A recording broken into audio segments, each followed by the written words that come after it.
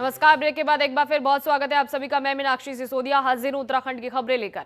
उत्तराखंड में बड़ा पुलिस प्रशासनिक फेरबदल किया गया है। 24 आईपीएस और पीपीएस अधिकारियों के तबादले किए गए। दरअसल इसके पीछे का कारण राज्य स्थापना दिवस से पहले अधिकारियों के तबादले किए गए।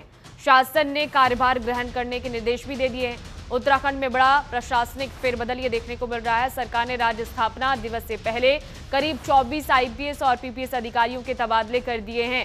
इसके अलावा कुछ और अफसर के तबादले की तैयारी चल रही है, जबकि राज्य स्थापना दिवस के बाद आईएएस अफसरों के ट्रांसफर की चर्चा तेज हो गई है।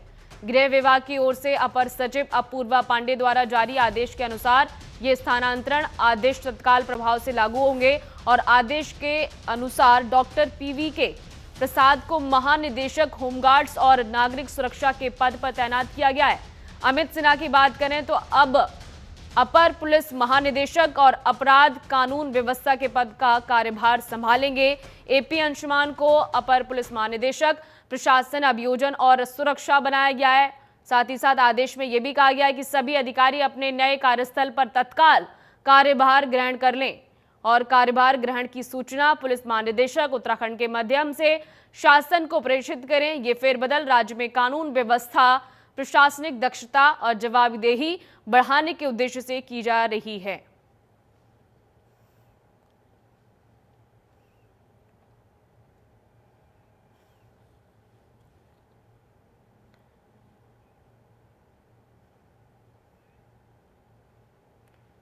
तो वहीं दूसरी तरफ मुख्यमंत्री पुष्कर सिंह धामी ने नरेंद्र नगर टिहरी गढ़वाल में 49वें सिद्धिपीठ कुंजापुरी पर्यटन विकास मेले में भाग लिया है। तो ये सीधी और लाइव तस्वीरें हमने देखी। टिहरी गढ़वाल में सीएम पुष्कर सिंह धामी की मौजूदगी देखने को मिली। सीएम धामी ने इस कार्यक्रम में भाग लिया है। सिद्धिपीठ कुंजापुरी पर्यटन विकास का ये मेला लगाया गया है टिहरी गढ़वाल में। आस्था, सांस्कृतिक विरासत और गौरवशाली परंपरा का प्रतीक है। 1974 से निरंतर आयोजित होता जा रहा ये मेला स्टेबिलिटी, व्यापार, पर्यटन और क्षेत्रीय विकास को गति प्रदान करता है। भाइयों बहनों, भारत की पहचान उसकी सनातन संस्कृति और जीवन मूल्यों में छिपी हुई है। हमारी संस्कृति केवल रीति रिवाज का ही विषय नहीं है, बल्कि यह जीवन को एक सकारात्मक दिशा देने वाली विचारधारा है, जो हमको नए नए तरीके से प्रेरित करने का काम करती है। हमें अपनी परंपराओं पर गर्व होना चाहिए, हमें अपनी संस्कृति पर गर्व होना चाहिए, क्योंकि ये हमारी सभ्यता की सबसे बड़ी शक्ति है। भाइयों बहनों, हमारे मेलों और त्योहारों का महत्व केवल मनोरंजन के लिए नहीं, बल्कि सांस्कृतिक शिक्षा, सामाजिक समरसता, आध्यात्मिक और आर्थिक उन्नति का भी एक बहुत बड़ा माध्यम है। तो वहीं देहरादून में सीएम धामी ने सचिवालय में सतर्कता हमारी साझा जिम्मेदारी विषय पर जन जागरूकता अभियान का उद्घाटन किया। ये जागरूकता अभियान 9 नवंबर को राज्य स्थापना दिवस तक विभिन्न माध्यमों से पूरे राज्य में चलाया जाएगा। इस पर सीएम धामी ने कहा कि यह सप्ताह जन जागरूकता अभियान को समर्पित होगा। अगर किसी भी विभाग का कोई भी अधिकारी अपने कर्तव्य के प्रति लापरवाह पाया जाता है तो उसके खिलाफ कार्रवाई की जाएगी।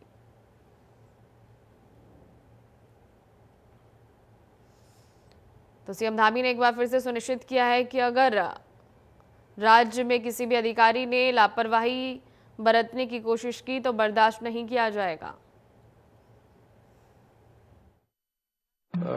सतर्कता जागरूकता सप्ताह अभियान सबकी साझी जिम्मेदारी, ऐसी थीम के साथ ये सप्ताह प्रारंभ हुआ है और इसमें सभी विभागों को, उनके विभागाध्यक्षों को, सभी विभागों के जो सचिव, प्रमुख सचिव, सभी से अपेक्षा की गई है कि किसी भी कीमत पर भ्रष्टाचार नहीं होना चाहिए, पारदर्शिता होनी चाहिए काम में, और भ्रष्टाचार से कोई भी समझौता कहीं पर नहीं किया जाना चाहिए, काम में कोई लेट लतीफी नहीं होनी चाहिए। ये संदेश नीचे तक जाए। आज इस सप्ताह का शुभारंभ किया गया है और अभी तक जो भी कार्रवाइयां की गई हैं उन कार्रवाइयों को और आगे बढ़ाया जाएगा। इसको एक अभियान के रूप में लेके पूरे राज्य के अंदर पूरा तंत्र हमारा पारदर्शी हो, पूरी तरह से लोगों के लिए मदद वाला हो, लोगों को अपने काम करवाने के लिए कहीं किसी प्रकार से परेशान न होना पड़े। जो भी भ्रष्टाचार में या अपनी जिम्मेदारियों में कहीं लापरवाही करते हुए पाया जाएगा, उसको किसी भी कीमत पर छोड़ा नहीं जाएगा। तो इन दूसरी तरफ देहरादून में राजीव गांधी नवोदय विद्यालय तपोवन में आयोजित सांसद खेल महोत्सव के उद्घाटन समारोह में सीएम धामी शामिल हुए। इस दौरान सीएम धामी ने कहा कि इस खेल महोत्सव के माध्यम से हमारे सभी एथलीटों, छात्र छात्राओं को अपनी प्रतिभा दिखाने का अवसर मिलेगा। प्रधानमंत्री के नेतृत्व में हमने राज्य के एथलीटों के उत्थान और प्रोत्साहन के लिए एक नई खेल नीति और मुख्यमंत्री उदयमान खिलाड़ी योजना शुरू की है। निश्चित रूप से इस खेल महोत्सव के माध्यम से हमारे सभी खिलाड़ियों को, छात्रों को, छात्राओं को अपनी प्रतिभाओं का प्रदर्शन का अवसर मिलेगा, खेलों के क्षेत्र में आगे बढ़ने का अवसर मिलेगा और हम राज्य के अंदर प्रधानमंत्री जी की प्रेरणा से खिलाड़ियों के उत्थान के लिए, उनको आगे बढ़ाने के लिए जहां हमने नई खेल नीति प्रारंभ की है, मुख्यमंत्री उदयमान खिलाड़ी योजना प्रारंभ की है, हम राज्य के 8 प्रमुख शहरों में 23 खेल अकादमियों का निर्माण भी कर रहे हैं, खेल लीगेसी प्लान भी बना रहे हैं, जिसमें हमारे 1000 खिलाड़ी प्रतिवर्ष वहां से प्रशिक्षित होकर निकलेंगे। और इस वर्ष राष्ट्रीय खेलों में हमारे राज्य के खिलाड़ियों ने बहुत अच्छा प्रदर्शन किया, 103 पदक जीतकर खेल तालिका में हम 7वें स्थान पर आ गए, जो हमारे लिए बहुत गौरव की बात है। और ये प्रतियोगिता राष्ट्रीय खेलों की हमारे राज्य के लिए देवभूमि के साथ साथ खेल भूमि की ओर भी हमारा मार्ग प्रशस्त करने में बहुत बड़ी प्रेरक और बहुत बड़ी सहायता होने वाली है। इस खेल महोत्सव के शुभारंभ अवसर पर मैं सभी विद्यार्थियों को, खिलाड़ियों को उनके उज्जवल भविष्य की कामना करता हूं कि वो खेलों के क्षेत्र में आगे बढ़े, आज अपना करियर बना सकते हैं। राज्य सरकार उनके साथ है। तो वहीं सीएम धामी ने इस दौरान आयोजित सांसद खेल महोत्सव में कबड्डी खेला और खिलाड़ियों का उत्साह बढ़ाया। तस्वीरें दिखाते हैं आपको।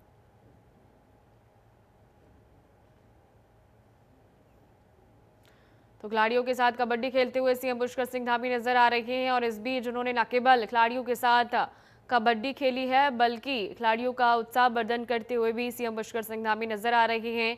और खिलाड़ियों के साथ उनका कबड्डी खेलना ये एक मैसेज देता है राज्य के लिए, और साथ ही साथ ये सिर्फ उत्तराखंड के लिए मैसेज नहीं है, बल्कि पूरे भारत के लिए मैसेज है कि कबड्डी हमारे शारीरिक स्वास्थ्य के लिए न सिर्फ ज़रूरी है, बल्कि ये एक प्रतिभा ऐसी है जो पूरी दुनिया में एक नई पहचान देती है।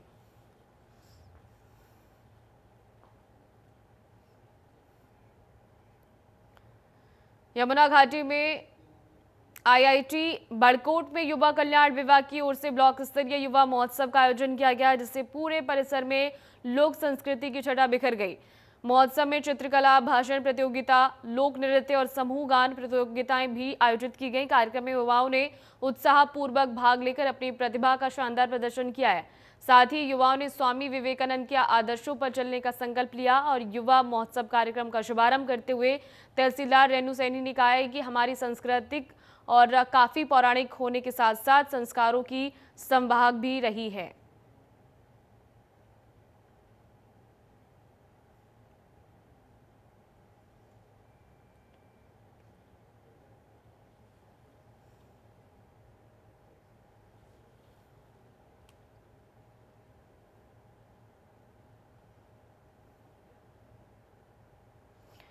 रुड़की गंग नहर कोतवाली क्षेत्र के अंबर तालाब स्थित स्कूल नंबर 12 में शिक्षकों की बड़ी लापरवाही सामने आई है। दरअसल क्लासरूम में एक बच्चा सो गया था, जिस पर टीचर की नजर नहीं पड़ी और छात्र छुट्टी के समय कमरे में ही बंद हो गया।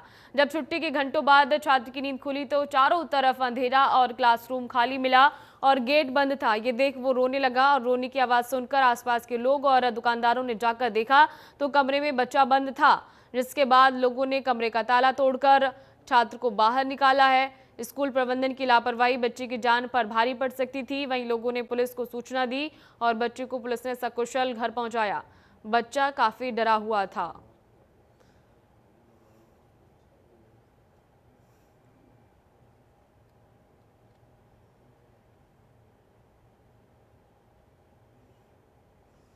पूरा मामला हरिद्वार का बताया जा रहा है, जहां पर निर्माण से पहले ही गंगा घाट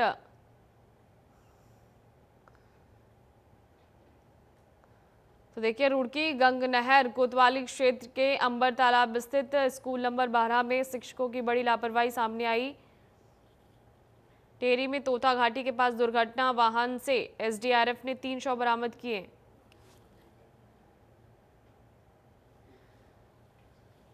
और ये पूरा मामला भी हरिद्वार का बताया जा रहा है। तस्वीरों के माध्यम से आप समझ सकते हैं कि एक बच्चे के साथ बड़ी लापरवाही देखने को मिली है स्कूल प्रबंधन की तरफ से।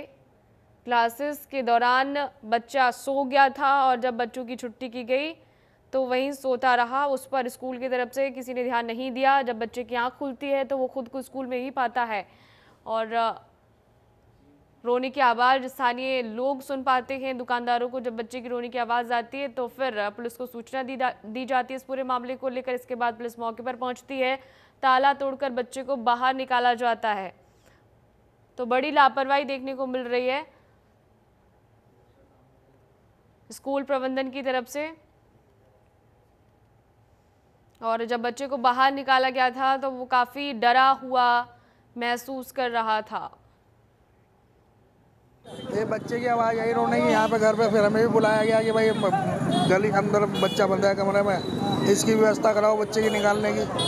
फिर मोहल्ले पड़ोस सारा इकट्ठा करा, हमने व्यवस्था करी कि बच्चों को निकालना, पुलिस को बुला के पुलिस के द्वारा, ताकि हमारे पर कल कोई वो ना आवे इल्ज़ाम कि भाई तुमने ताला बिना पूछे कैसे तोड़ा। बच्चा मकतूलपुरी में रहता है तो उसके पापा यहीं पे काम करते हैं परचून की दुकान पे नाले पे, तो उसे बच्चों को हम जानते भी हैं, इसलिए जो है हमने निकाल लिया उसे। ये मेरे ख्याल से दूसरी क्लास में होगा।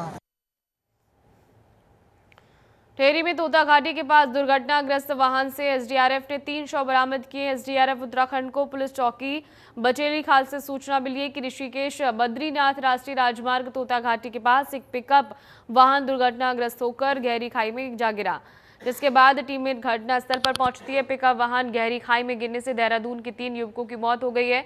पुलिस आगे की कार्रवाई में जुटी हुई है। तो इस हादसे में 3 युवकों की मौत हो गई, ऐसी खबर निकलकर सामने आ रही है। एक पिकअप वाहन अनियंत्रित होकर गहरी खाई में जा गिरा और इसके बाद 3 लोगों की मौत की खबर सामने आई।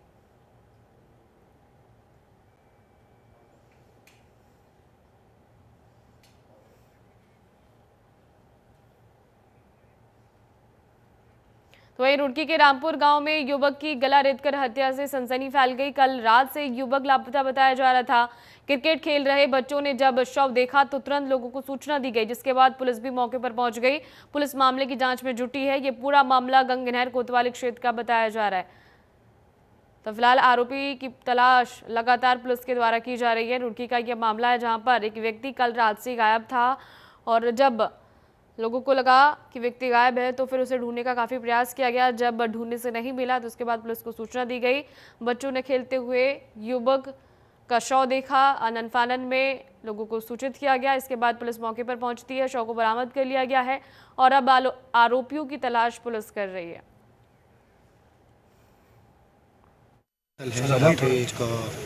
डेड बॉडी मिली है। करीब 20 साल की उम्र का बालक है जिसका नाम आंसू सन ऑफ इसरार है और तय है कि मर्डर हुआ है, पूरा गला रेता हुआ है।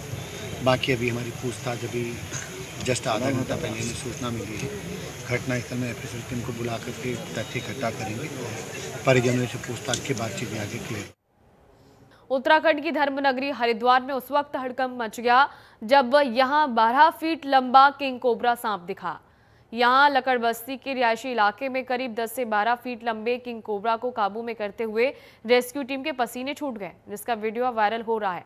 करीब आधे घंटे की कड़ी मशक्कत के बाद कोबरा पकड़ा गया। लोगों का कहना है कि पहले तो लोगों को लगा कि ये सामान्य सांप होगा, लेकिन उसकी ऊंचाई और फन देखकर लोगों ने पहचान लिया कि ये किंग कोबरा है, जिसके बाद वहां भगदड़ जैसी स्थिति मच गई। तो फिलहाल इस किंग कोबरा का पुलिस ने और साथ ही साथ वन विभाग की टीम ने रेस्क्यू कर लिया है। काफ़ी बड़ा सांप ये बताया जा रहा है, 10 से 12 फीट का ये सांप किंग कोबरा है, जिसको कड़ी मशक्कत के बाद पकड़ लिया गया है।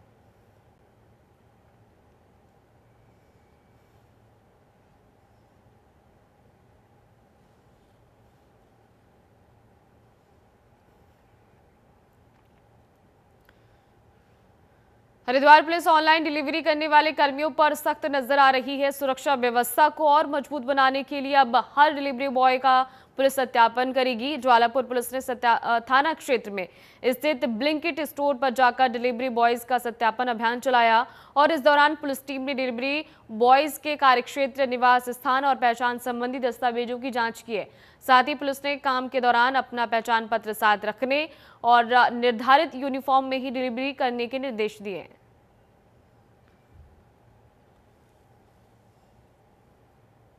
तो अब उत्तराखंड में डिलीवरी बॉयज का वेरिफिकेशन किया जाएगा और इसके लिए लगातार पुलिस ऑपरेशन चला रही है। सत्यापन अभियान पुलिस के द्वारा चलाया जा रहा है। यमुना घाटी बड़कोट तहसील के अंतर्गत कुपड़ा, कुंसाला और त्रखली गांव के ग्रामीणों को आपदा के बाद भी नकदी फसल के नुकसान की दोहरी मार सहनी पड़ी है। आपदा के करीब 4 माह बाद भी क्षतिग्रस्त सड़क और पुल का निर्माण न होने से करीब 75 टन का अधिक आलू घरों पर ही खराब हो गया है। ग्रामीणों का कहना है कि आलू ही उनकी आर्थिकी का मुख्य जरिया है और इसीलिए सरकार को जल्द ही इसके समर्थन मूल्य की घोषणा करनी चाहिए।